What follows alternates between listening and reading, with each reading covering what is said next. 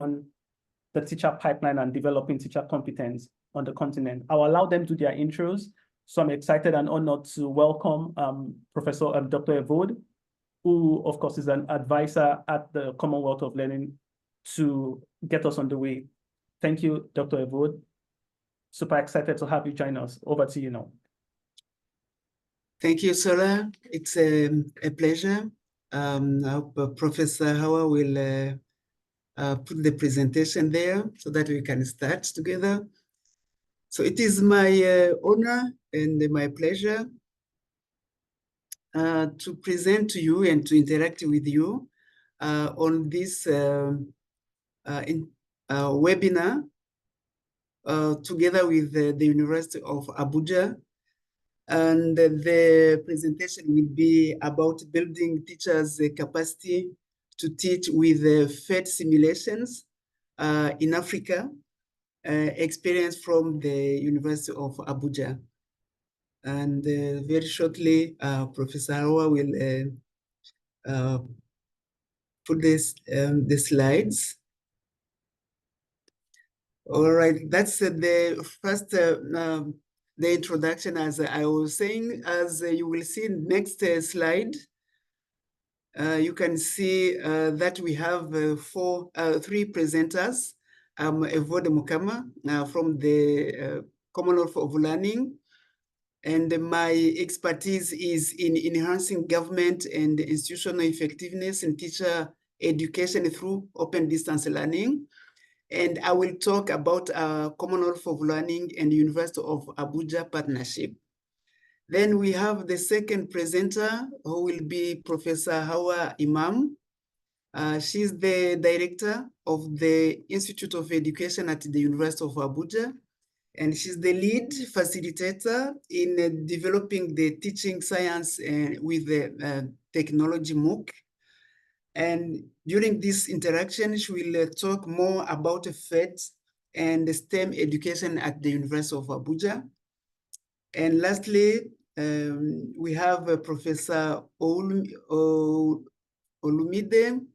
Owolabi, specializing in databases, intelligent systems, machine learning, and data mining.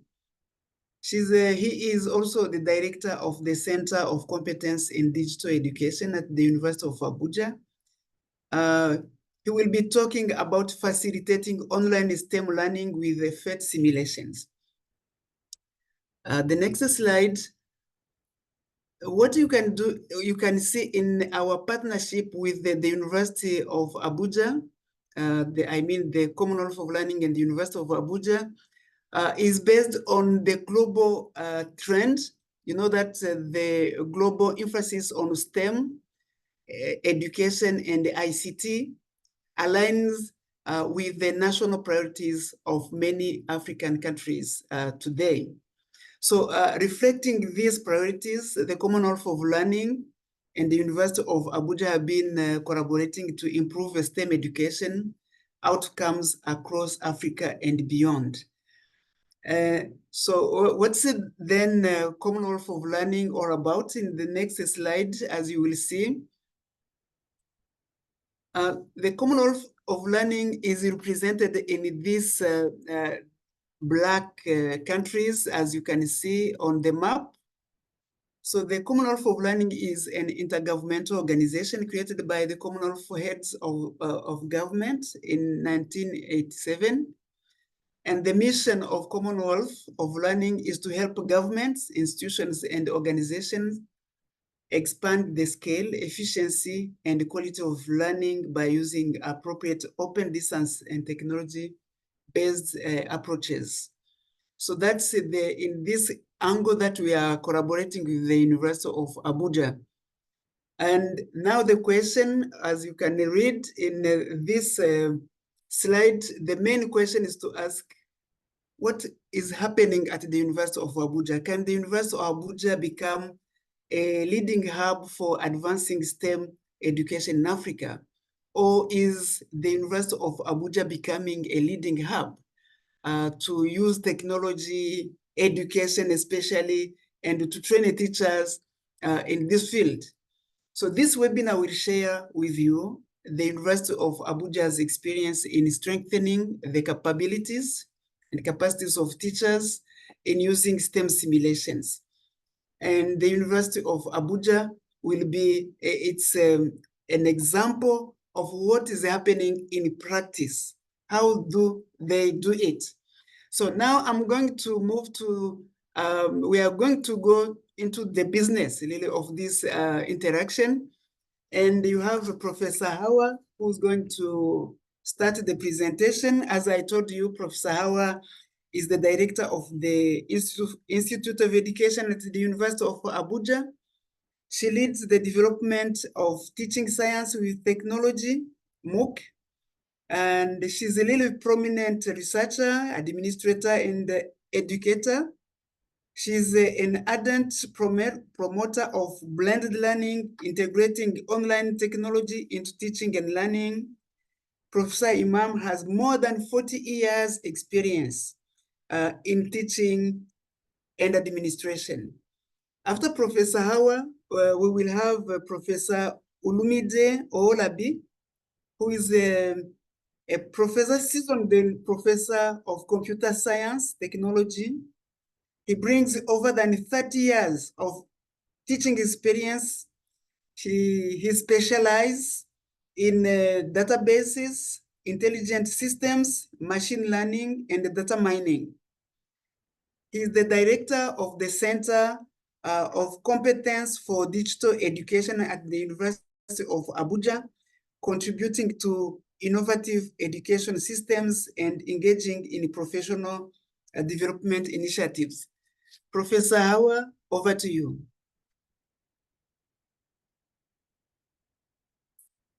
You are muted.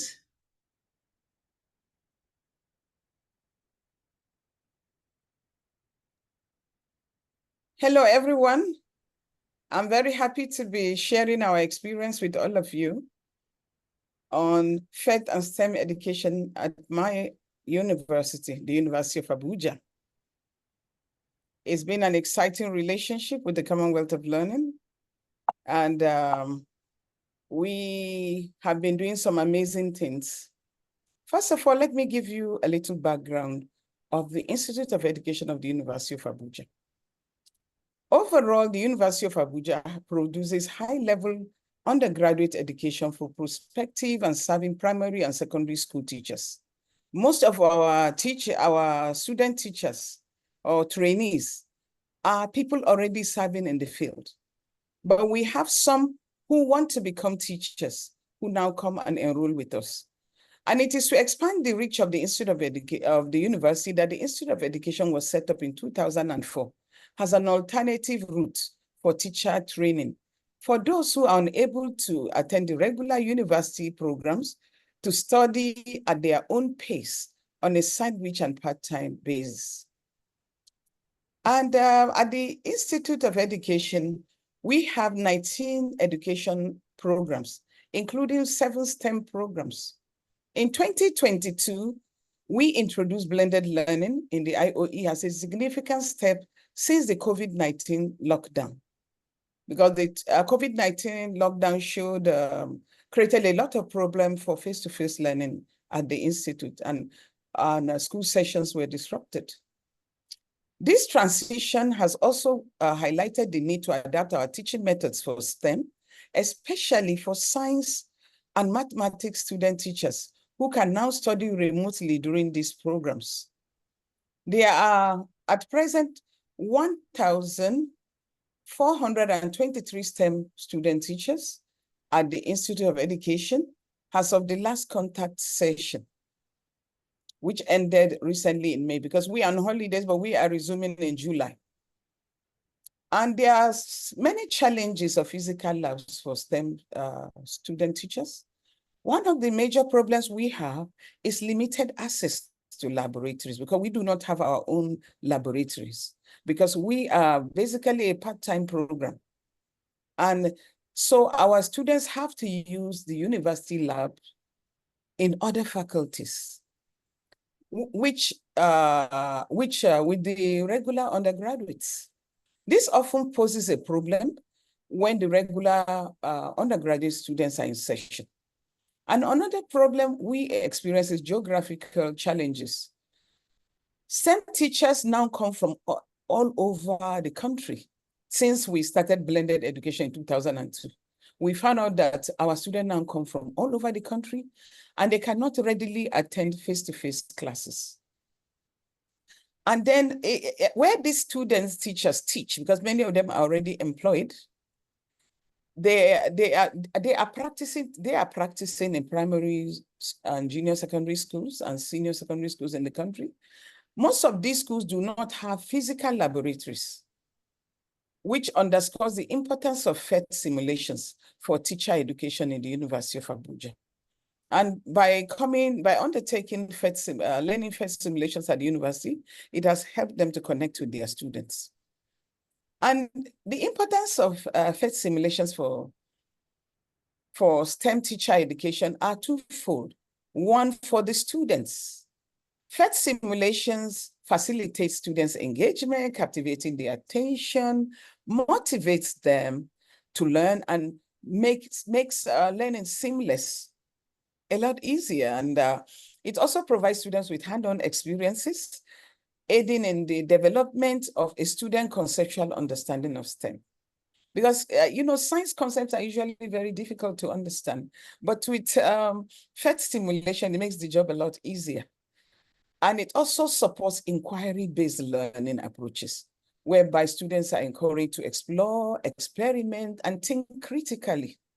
And for the educators, why is this important?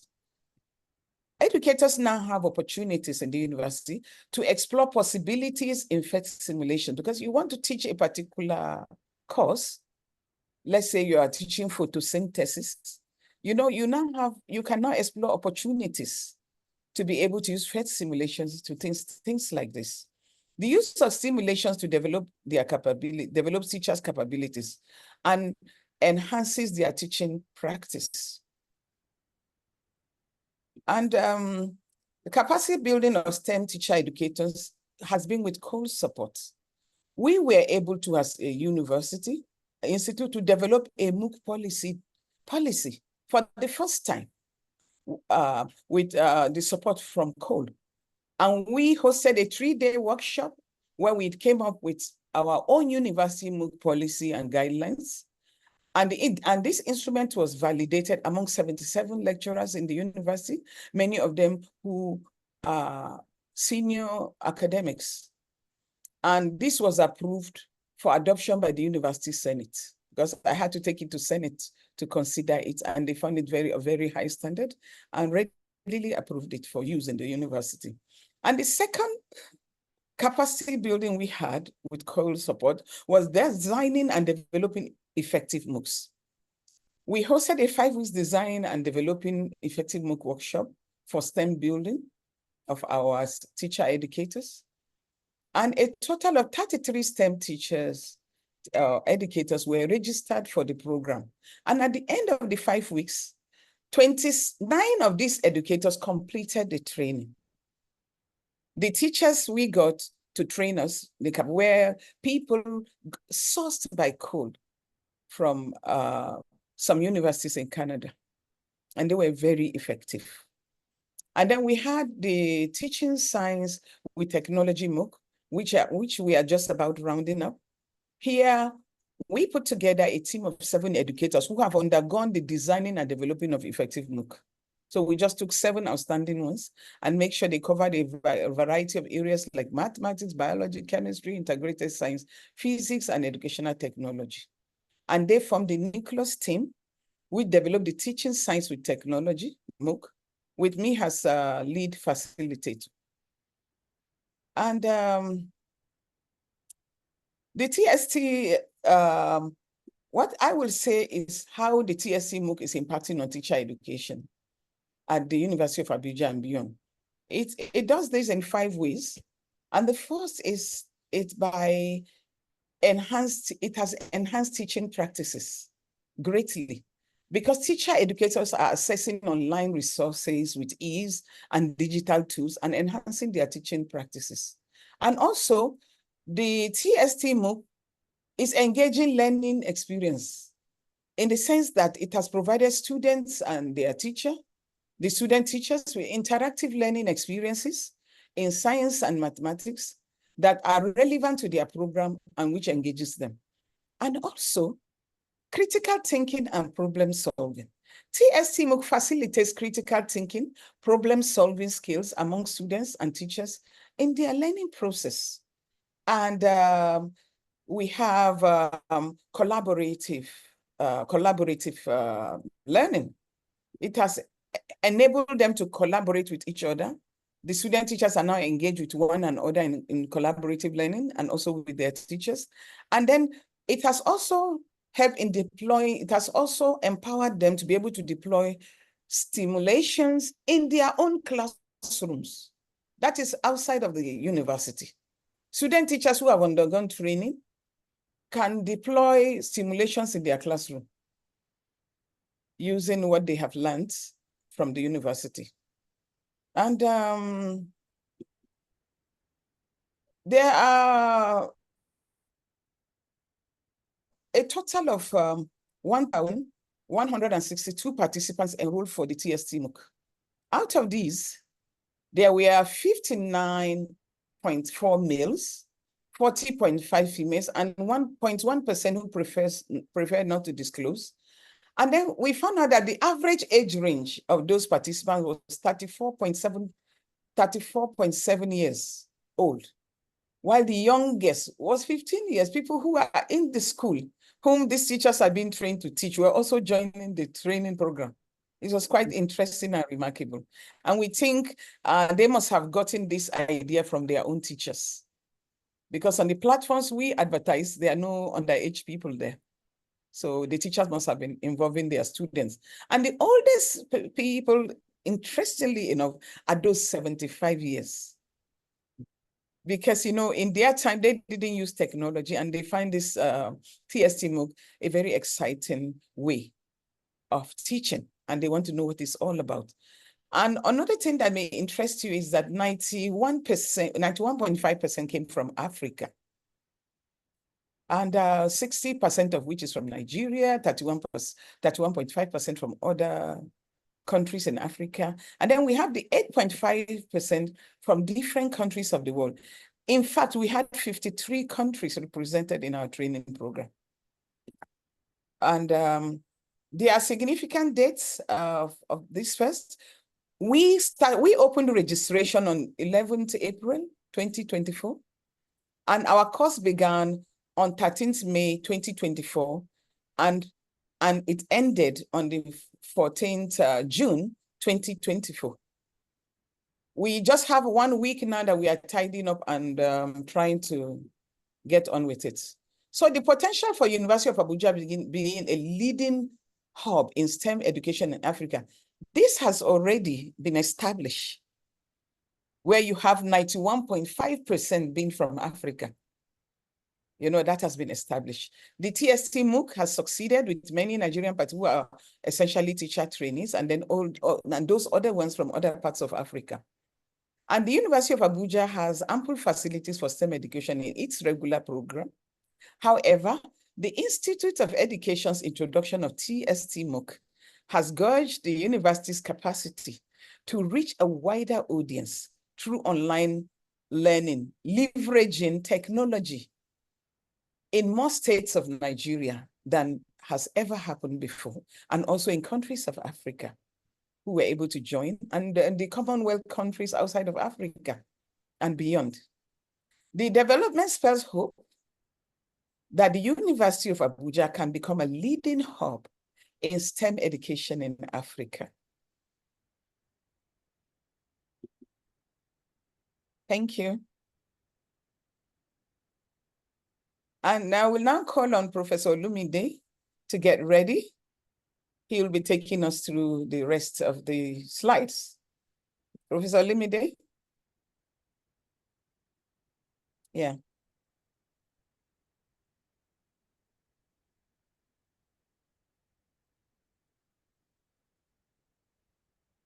Professor Olumide will be speaking to you about understanding online STEM learners' needs. You're muted. You have to unmute your mic. Thank you. Unmute your mic, sir. Yeah, thank you. Right, thank you. I started speaking without unmuting the mic. Yes, this part of the lecture will be looking at how we went about understanding the needs of the STEM learners, the students, teachers mostly, and how we were able to focus the book to be able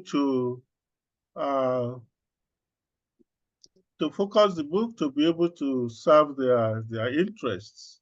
We had a pre-course survey where we gathered information from the students.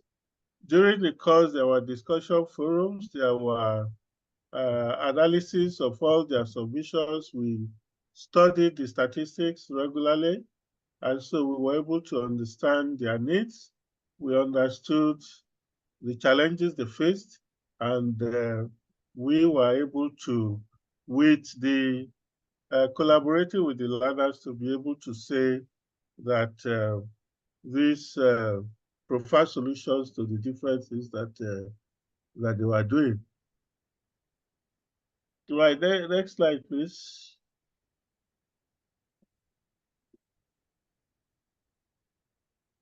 Right, so when we collected the data, as I was saying, we looked at the demographics, and we saw that this was quite a diverse group, although predominantly educators, teachers, students. But like we said, they came from several countries all over Africa, and some from beyond Africa. We looked at their different affiliations and their roles, and we tried all along to tailor the course contents to be able to meet their needs. And that was really the role of the facilitators during the whole process. Like we said, we found that many of them were trainee teachers, and so it was quite interesting. We also tried to discover their experiences in their classes as they went about teaching STEM in their classes. So all this we did, we gathered in the survey, and these are the things that we try to discuss here. Now,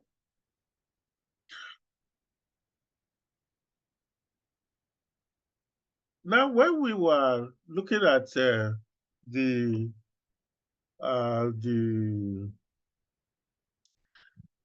we had facilitators that interacted a lot with the students. And one of the roles of the facilitators was to engage participation by every learner. This we did by intervening in the discussion forums, sending out emails regularly, and encouraging those that had not been contributing to actually contribute in the forums. And we discovered that learners often tended to go look at the question in the forums and simply give their own answers without taking cognizance of what other learners have been saying. So we were able to connect participants, make them share ideas, make them look at what their colleagues had been doing. And this was encouraging the community of learners, so that we carried on like that. Our feedbacks, we were regularly giving feedbacks. For example, from week 3, we had the Inspirers messages that went out summarizing what we've done, and encouraging, even looking at the quizzes, because we had quizzes on a regular basis, encouraging people that had not passed the quiz at the required level to go back and also also reduce that. So the role of the facilitators was simply to create that community of inquiry where facilitators didn't tend to just tell the students what was going on, but to give them encouragement to share their views and to provide solutions to challenges that were highlighted. Next slide, please. Now, we were able, during this process of facilitation, to gather perspectives from learners on PhET simulation. Remember that we were encouraging them to use technology and in particular STEM simulations because the idea was they were to encourage students to participate and to be able to visualize different kinds of phenomena that they were studying in science. Now we took different views from the learners, these to know how they were getting on with the courses and so on. Now there is Naresh Baju that highlighted the value of simulations in visualizing complex scientific concepts, citing examples like chemical bonding, isomerism, the mole concept, and he emphasized how simulation enhances understanding and facilitate calculations. So this was the one view of a learner. We were asking them to come up with their understanding of what was going on. Another participant advocated the preparing learners' mindsets before introducing PhET simulations, emphasizing the importance of clear orientation and highlighting how simulations can simplify subsequent learning. So the idea here was that learners were to be prepared ahead of the simulations. What do we want to look at? What will we be shown in the simulation? What role do we play for the simulation to work? And once we've done that, we can go into the simulation. There are other learner views. The one by Hillary that emphasized the importance of the scientific method in acquiring knowledge, highlighting the systematic approach involving observation, questioning, hypothesis formulation, experimentation, and conclusion. So this was emphasized in one of the activities and how this also could be followed up in the PhET simulations. Ramesh, on the other hand, shared memorable experience of dissecting a frog, emphasizing the role of hands-on experiments in reinforcing theoretical concepts and providing a deeper understanding of biological systems. Here was a direct observation of a teacher in class, and he was sharing that with us. Japhet Erasmus,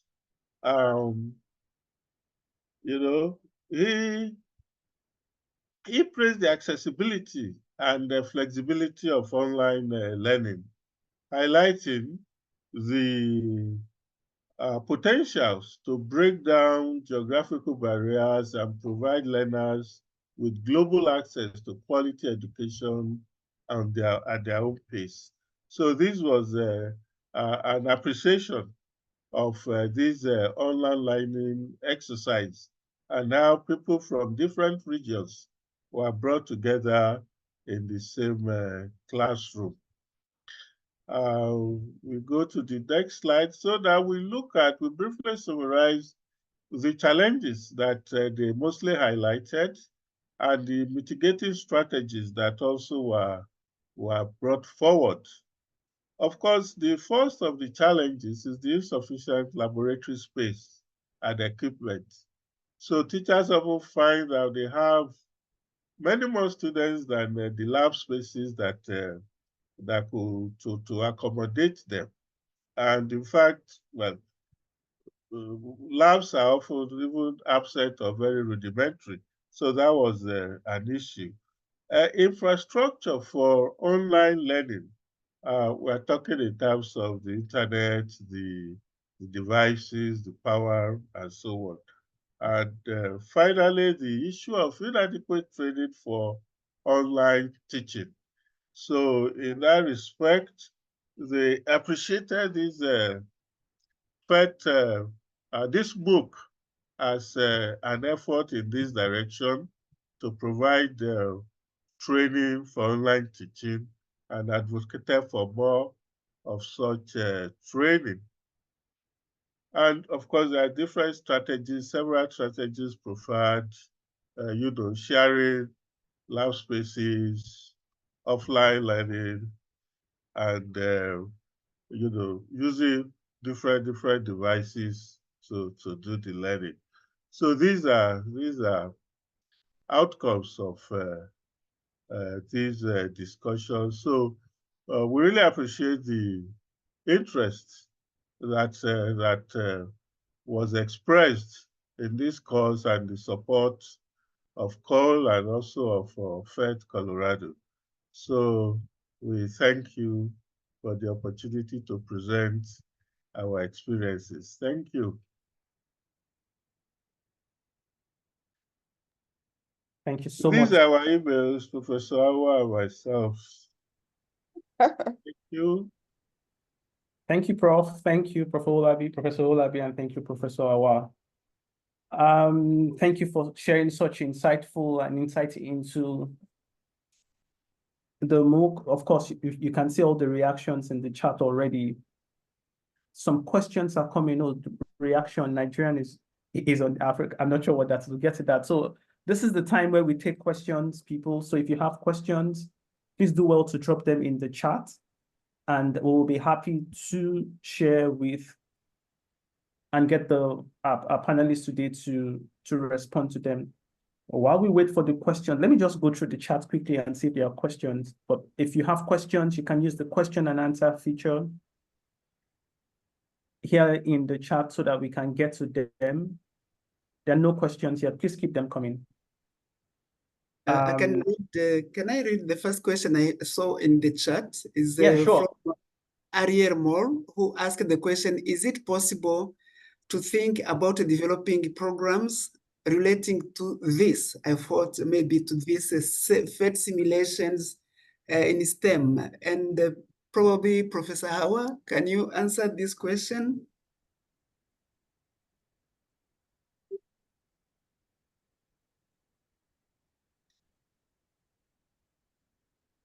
You're still muted. The question? Yeah, the question is it possible to think about developing programs relating to these STEM and PhET stimulations?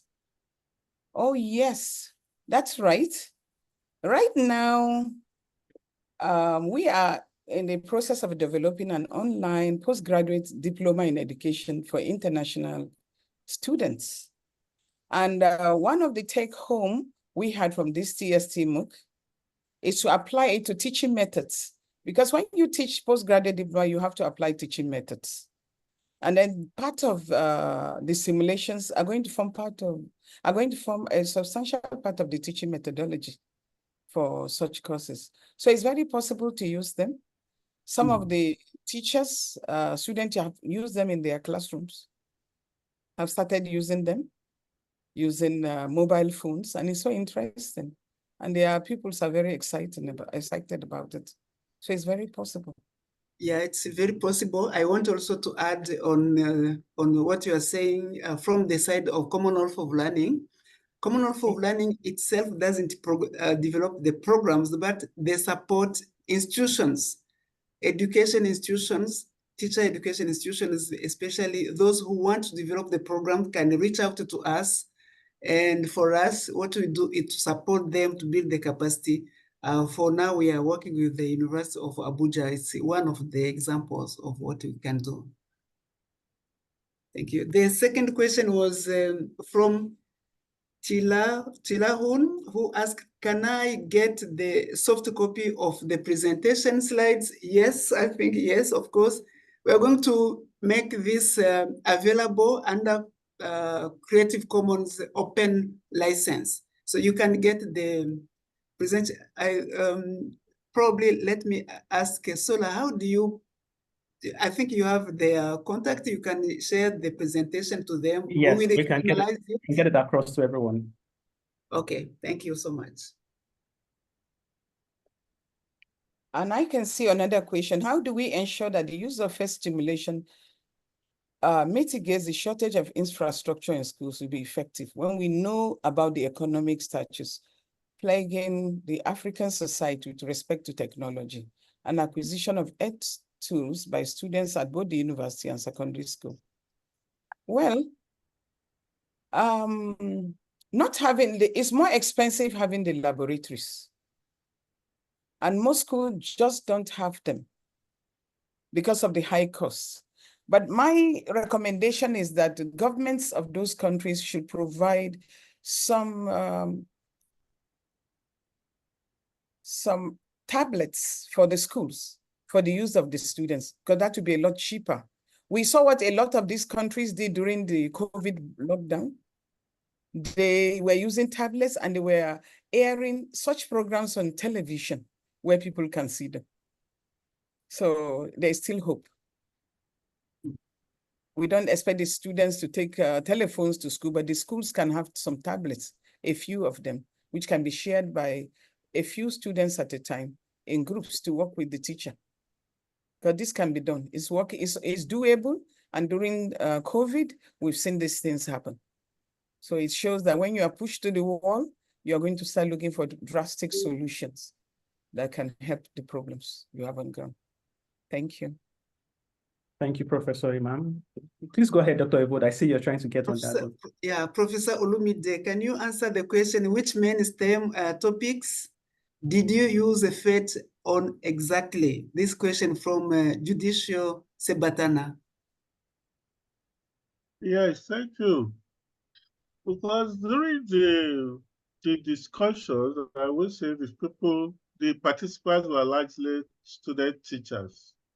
We find students of mathematics, students of physics, biology, chemistry. So we came up with the different examples that were brought up in the discussion forum, like the chemistry, the study of the moles, like in physics, in the study of force and acceleration, and also with biology system, observing this dissection of some specimens. So these are the kinds of simulations that were discussed during the MOOC.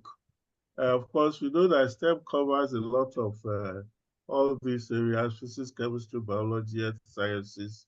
So there's lots of simulation to study in those areas. Thank you so much. Now we have another question from Christina Niyiza Mwitira, who is exactly the lady you can see on the our poster on the brochure. The lady who is in the middle of two men is Christine. She's the one who asked the question.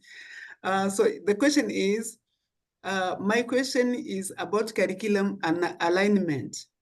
PhET is aligned to which curriculum specifically? So this question goes to you, Professor Hauwa. And what can you advise teachers who want to use it? PhET can be, yeah, curriculum and alignment. That's very interesting because you have to have a curriculum to be able to use a stimulation. And PhET is particularly useful for science and mathematics. And when we talk of science program, you can use it to teach chemistry, physics, mathematics, biology, integrated science. You can even use it to teach environmental science. You can use it to teach climate change. And you can use it to teach agriculture. So it's basically good for all the sciences. We have 7 science programs in the University of Abuja. in the institute, and we found that PhET is adaptable to all these 7 science programs.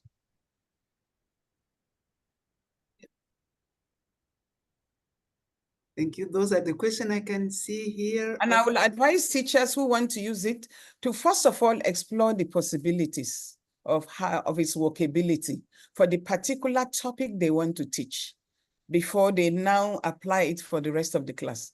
That's why we said PhET simulations can build teacher capacity, because it opens a lot of possibilities for the teacher to explore and find their own bearing.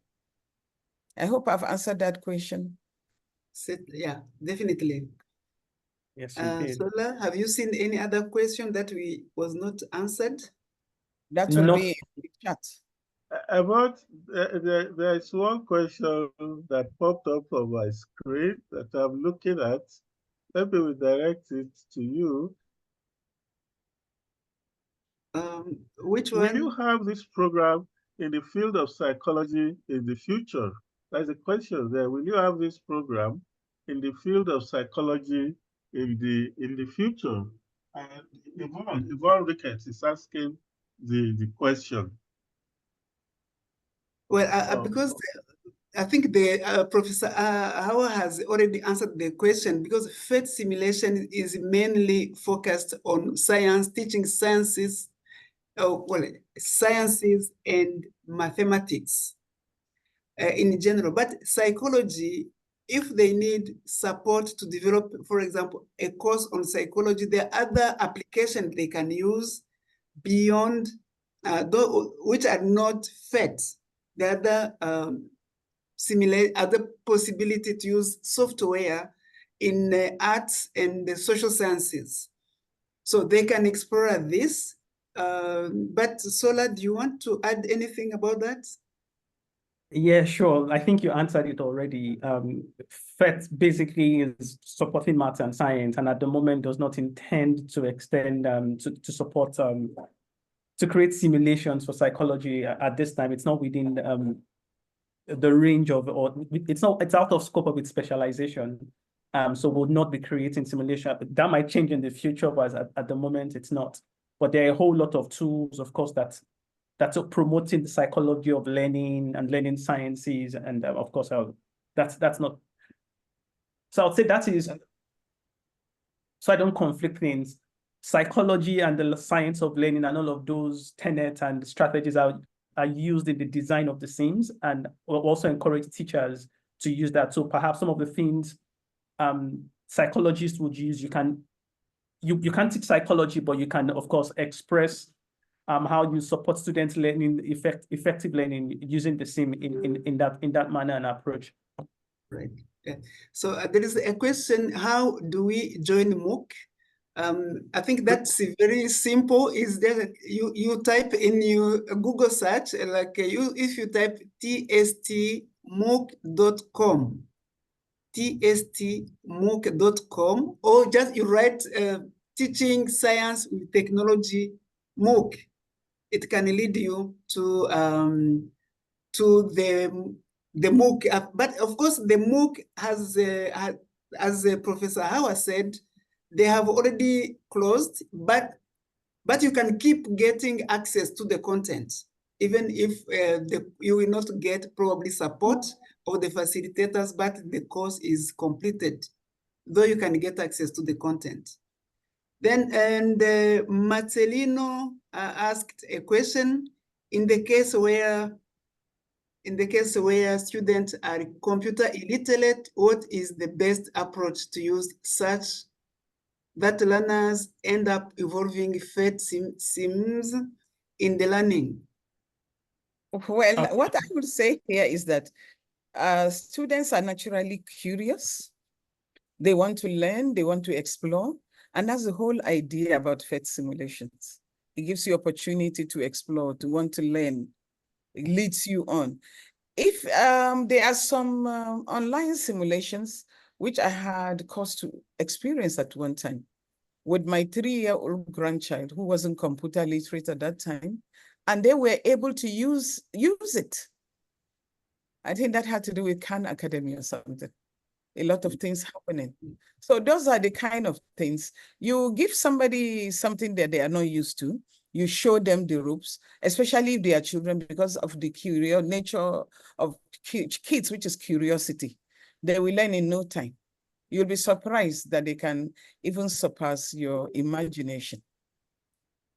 Yeah, yeah. Please go ahead. I have seen another question here that's on the chat. Do you provide tutorials for robotics engineering, Java and C++, software development? I think that question should go to Shola or Dr. Yes. Same answer. Unfortunately, at this time, the scope and the focus for PhET is still around math and science. At the moment, there's a newly published theme that supports data analysis. So that's perhaps the first thing in that range, but along the line, so that's the closest you get to computer science in that regard. So I think to add also to the question that was asked to Professor Hauwa on students who can use, who are illiterate, ICT illiterate, I think PhET simulation doesn't require sophisticated knowledge in digital literacy. It's really very simple. It's like a drop. You take this, you drop there. For example, to open a tab, so does it require technology?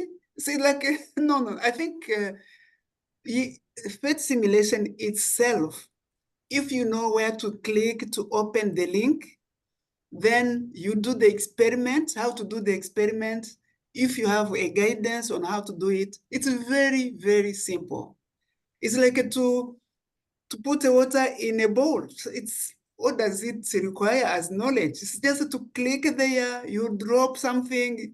No, it's I wanted really to say that it doesn't require sophisticated knowledge in ICT.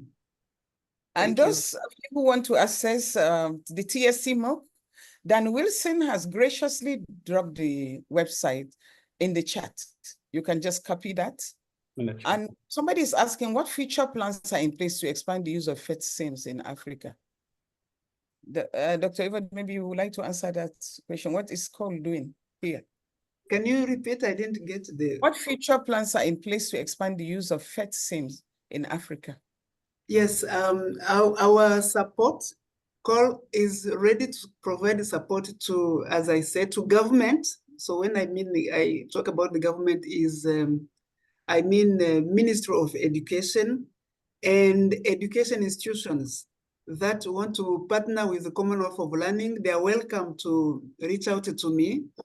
And of course, they need to talk to their vice chancellors or principals of the College of Education and someone from the Ministry of Education if they want. But we are ready to support institutions and universities to integrate PhET simulations.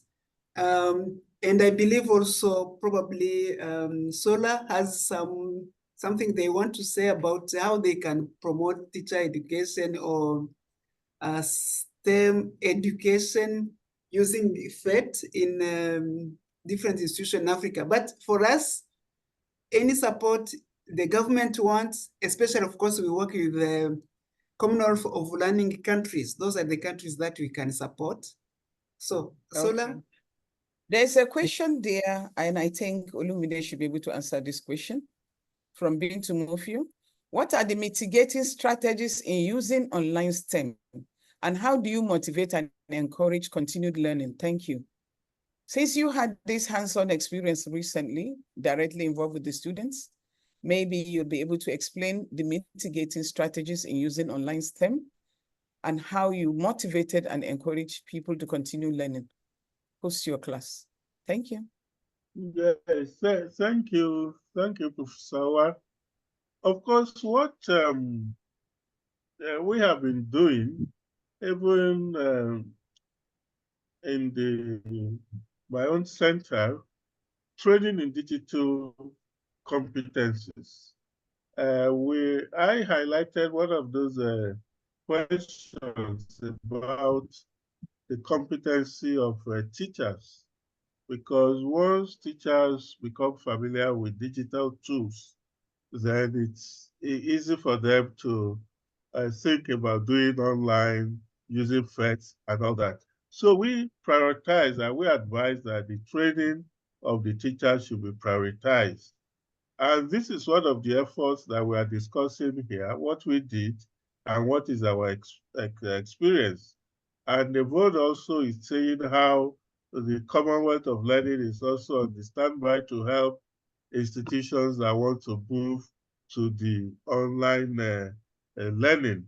And so what we also have at the experience we've discussed, our facilitators, the participation in encouraging discussions, in sending emails, and in setting up discussion forums. So these are some of the ways we encourage that. And then by doing this together, we can encourage people to use the online simulations to do online learning. And in fact, it's an imperative because, as Professor Hauwa said, as at 2022, the Institute of Education has started blended learning. And so we have to do that the gradual process. We have to familiarize people with the technology and to use it. I think also University of Abuja had a policy that every lecturer should at least do one of their courses online every semester. So in these gradual ways, we can move on to get people to fully embrace technology in learning. Yeah, I see someone here who said first simulation is from University of Colorado. Do you plan to create your own simulation tools? Maybe the best if we have our own simulation tools as Africa. Well, I will say PhET, yes, it's a simulation. First simulation is from the University of Colorado, and we are proudly using it beyond what it was originally meant for. Originally, it was supposed to be for physics education, but we have gone beyond that now and applied it to more subjects. And we're still going to continue to push the limits and see how we can adapt it to our lessons. And on developing our own simulation, a simulation is universal because it's applicable anywhere. There's nothing like African simulation, American simulation. Simulation is simulation. Don't forget that the designer of this simulation bagged the Nobel Prize. So hopefully someday from Africa, there will be a Nobel Prize in such simulations. But it's encouraging us actually to think of possibilities. Because right now we are thinking beyond PhET alone, because we are thinking of having an international PGDE. This has never happened before. We are pushing our frontiers. And this is part of the motivation we get from using PhET, because PhET shows you that technology, there are so many possibilities you can explore.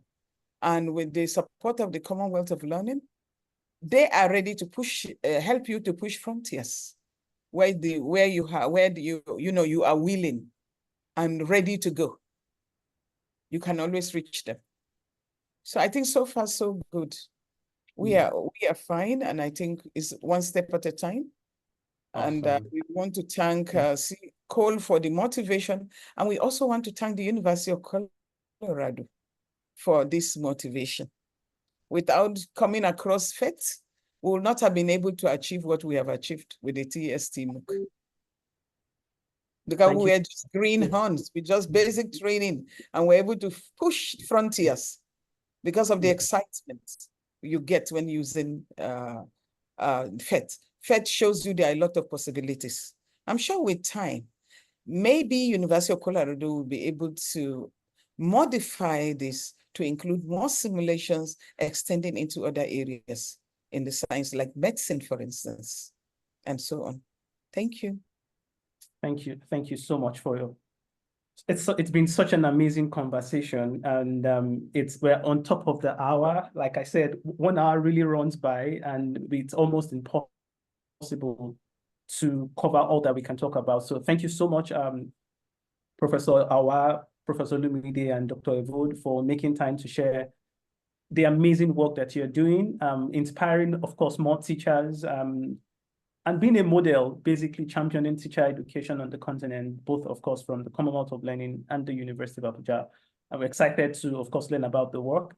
Would like to thank everyone who joined today. Personally, I'm happy to stay back, but we aim to keep everyone beyond the hour mark. So if you have questions beyond now, you can stay back, but we would like to close the meeting officially.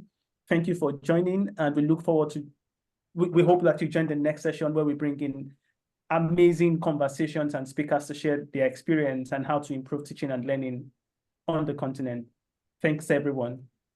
So if you have questions, feel free, drop them in the chat. I'll stay back, but I'll be happy to allow Professor Hauwa go, and Professor Olumide and Dr. Evode as well. Yeah, but before I leave, there's something very important I want to touch on. There is a Cyprian Bintu. There's somebody called Cyprian here from Rwanda, yes, who was asking about that now that the course has ended, what do I do if the assignment submitted to 3S2 MOOC Dropbox has not been graded? I want to assure you, Cyprian, we are going to grade all the assignments submitted, because we know that some of you are working towards gaining a certificate. As long as you have been making the 70% mark, I'm sure you will graduate with a certificate. Right now, that is why we extended just one more week to finish marking all your assignments. So please be. You can add that those who have not completed the previous assignment, please do it so that you get the certificate from the University of Abuja. Yeah, that's true. That's what we've given you just this week extension, which will finish on Sunday. So you still have a few days to complete all your work so that you'll be part of those who will be certificated. Yes. If you didn't do too well before, you can redo, you know, and we'll look at it. Thank you so much. And I like what somebody said here, Talbot. Scientific concepts don't change, only the context changes. Thank you very much, Talbot. That is appreciated. Definitely. I'm sure there are and I can see someone from America there, Yvonne Ricketts. Hi, Yvonne.